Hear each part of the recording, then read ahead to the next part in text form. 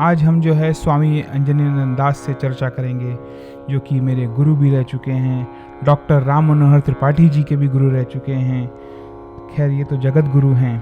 तो इनका जो है इंट्रोडक्शन तो आप सभी जानते होंगे, लेकिन फिर भी मैं आपको बता दूं कि ये जो है दशनामी संप्रदाय से जुड़े थे।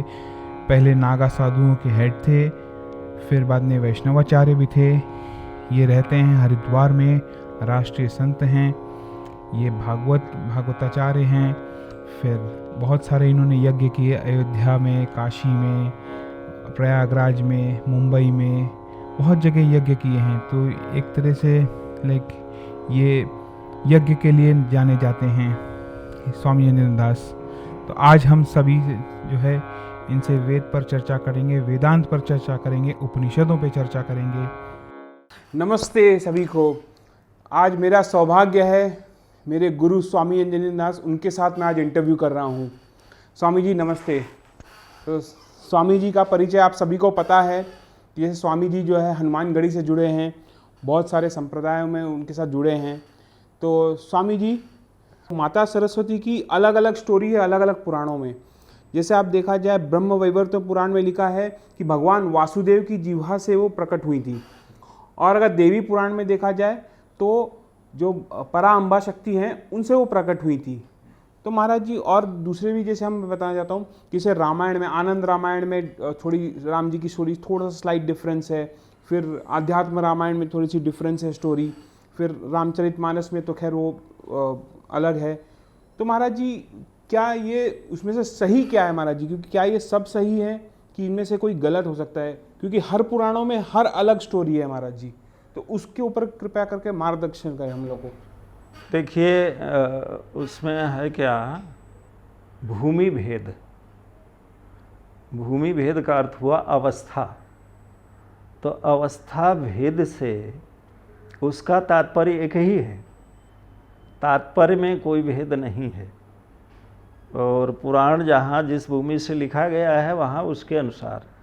तो पहला तो भूमि भेद हो गया, भूमि का अर्थ हो गया देश, और दूसरा हो गया युग भेद, युग काल भेद। तो काल में तो जब किसी के प्रकट की बात होती है तो अलग अलग युगों में प्रकट होते रहते हैं, है ना। रामायण में एक चौपाई आई है कि नाना भांति राम अवतारा। राम जी का अवतार एक तरह से नहीं हुआ। और रामायण 100 कोट पारा, 100 करोड़ रामायण है। तो 100 करोड़ रामायण में भगवान के जो अवतार की कथा अलग अलग तरीके से मिलेगी। अलग अलग युगों में अलग अलग भगवान ने अवतार लिया है। और उसमें आश्चर्य नहीं करना चाहिए। कौन लोग आश्चर्य नहीं करेंगे? सुनी आचरज न मानी हैं जिनके विमल विचार। जिसके विचार निर्मल हैं, शुद्ध हैं, किसी आग्रह से रहित हैं, हे उपादेय से रहित हैं। तो राम अनंत, राम का अंत नहीं है। राम अनंत, अनंत गुण, अनंत गुण है।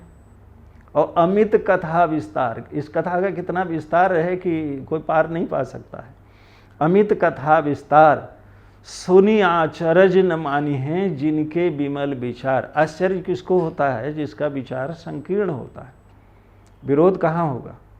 विरोध के लिए गीता में कहा गया कि द्वंद्व कहाँ आता है?